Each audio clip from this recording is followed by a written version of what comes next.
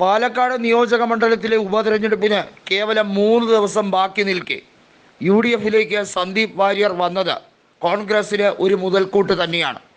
BJPയുടെ വർഗീയത, അതും വിദ്വേഷജനകമായിട്ടുള്ള വർഗീയതയിൽ നിന്നും മുക്തനായി സ്നേഹത്തിൻ്റെ കടയിൽ ഒരു അംഗത്വം നേടിയെടുത്തത് തൻ്റെ ഏറ്റവും വലിയ നല്ല നീക്കങ്ങളിൽ ഒന്നായി തന്നെ കണക്കാക്കുന്നുവെന്നും ഇത്രയും കാലം തെറ്റായ പ്രവർത്തനം നടത്തിയതിൽ ക്ഷമ ചോദിക്കുന്നു എല്ലാവരോടും എന്ന് പരസ്യമായി പറഞ്ഞിരിക്കുകയാണ് സന്ദീപ് വാര്യർ. വാസ്തവത്തിൽ എന്നെ ഈ സ്നേഹത്തിൻ്റെ കടയിലെത്തിച്ചത് കെ സുരേന്ദ്രനാണ്. അദ്ദേഹത്തിൻ്റെ വെറുപ്പുളവാക്കുന്ന, വിദ്വേഷ ഉളവാക്കുന്ന പ്രസംഗങ്ങൾ നിരവധിയായി ഞാൻ പലതവണയായി മാറി മാറി കേട്ടു. എനിക്ക് തന്നെ തോന്നി ഇനി ജീർണിതമായ ഈ പ്രസ്ഥാനത്തിൻ്റെ കൂടെ നിന്നിട്ട് കാര്യമില്ല. അത്രയേറെ ചതിയന്മാരും വഞ്ചകന്മാരും കബളിപ്പിക്കൽ നടത്തുന്നവരും ഒക്കെയാണ് ഈ പ്രസ്ഥാനത്തിൻ്റെ കൂടെയുള്ളത്. സന്ദീപ് വാര്യർ കൃത്യമായി പറഞ്ഞിരുന്നു, തൻ്റെ മാതാവ് മരണമടഞ്ഞപ്പോൾ അന്ന് BJPയുടെ സംസ്ഥാന നേതാക്കളിൽ പലരും മുങ്ങി നടന്നത്. കാരണം അവർക്കാർക്ക് തന്നെ ഫേസ് ചെയ്യാൻ കഴിയില്ല. അത്രയേറെ വഞ്ചനയും ദ്രോഹവും ചതിയും ഒക്കെയാണ് തന്നോട് കാണിച്ചത്. ഒരിക്കലും മറക്കാനും പൊറുക്കാനും കഴിയുന്നതല്ല അവർ ചെയ്ത ദ്രോഹം എന്ന് സന്ദീപ് വാര്യർ വീണ്ടും വീണ്ടും ആവർത്തിച്ച് പറയുകയാണ്.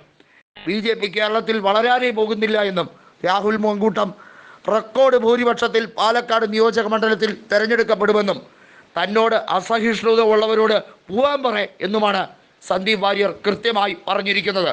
സ്നേഹത്തിൻ്റെ കടയിൽ ഒരംഗത്വം എടുത്ത നിമിഷം മുതൽ എനിക്ക് കൃത്യമായും ജനങ്ങളുടെ പൾസ് എന്താണെന്ന് മനസ്സിലാക്കാൻ കഴിഞ്ഞിരിക്കുന്നു. പാണക്കാട് വീട്ടിൽ പോയപ്പോഴാണ് അവർ നൽകുന്ന സ്നേഹവും ഊഷ്മളതയും മനസ്സിലാക്കാൻ കഴിഞ്ഞത്. എൻ്റെ വേരുകൾ കിടക്കുന്നത് മലപ്പുറം ജില്ലയിലെ പെരിന്തൽമണ്ണയിലാണ്. കൃത്യമായും ഞാൻ പറയട്ടെ, എല്ലാവരുമായും വ്യക്തിബന്ധം കാത്തു സൂക്ഷിക്കാൻ പരമാവധി ശ്രമിക്കുന്ന ആളാണ്. എന്നാൽ വർഗീയ പാർട്ടിയിൽ ഇരുന്നു കൊണ്ട് വർഗീയതയെ ന്യായീകരിക്കാൻ ശ്രമിക്കുമ്പോൾ പലപ്പോഴും തൻ്റെ മനസ്സ് പതറാറുണ്ടായിരുന്നു എന്നുള്ളത് കൃത്യമായി പറയുന്നുണ്ട്.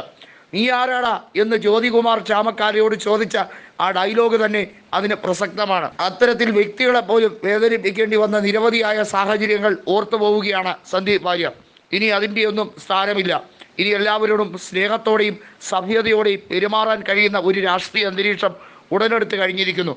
തീർച്ചയായും പാണക്കാട് തങ്ങളുടെയും അതുപോലെ തന്നെ കോൺഗ്രസിലെ മുതിർന്ന നേതാക്കളുടെയും എല്ലാം പിന്തുണയോടുകൂടി ഈ കോൺഗ്രസിനകത്ത് നിന്നുകൊണ്ട് മരണം വരെ പ്രവർത്തിക്കും എന്നാണ് സന്ദീപ് വാര്യർ ഉറപ്പ് നൽകിയിരിക്കുന്നത്. അപ്പോൾ ചാടുന്ന രാഷ്ട്രീയ സ്വഭാവം തനിക്കില്ല. BJPയുമായി ഇത്രയും നാൾ പ്രവർത്തിച്ചത്, ഈ ഐഡിയോളജിയിൽ വിശ്വസിച്ച് പോയത് ഏറ്റവും വലിയ തെറ്റാണെന്ന് ഇപ്പോൾ മനസ്സിലാക്കി കഴിഞ്ഞിരിക്കുന്നു. നമുക്കൊരാപത്ത് വരുമ്പോഴാണ് നമ്മളുടെ യഥാർത്ഥ ശത്രുക്കളും മിത്രങ്ങളും ആരൊക്കെയാണെന്ന് തിരിച്ചറിയുന്നത്. അങ്ങനെയുള്ള യാഥാർത്ഥ്യ ബോധ്യത്തോടു കൂടി തന്നെയാണ് ഞാനിവിടെ നിൽക്കുന്നതെന്ന് ഉറപ്പിച്ച് ഞാൻ പറയട്ടെ. വർഗീയതയും വിഷം വമിപ്പിക്കുന്ന കൊടും വർഗീയതയുമാണ് ഇവരുടെ മുഖമുദ്രയായി നിൽക്കുന്നത്. അവരിലേക്ക് യുവാക്കൾ വഴിതെറ്റി പോകാൻ ഇടവരരുത് എന്നുകൂടി കൃത്യമായി സന്ദീപ് വാര്യർ പറഞ്ഞു വയ്ക്കുന്നു.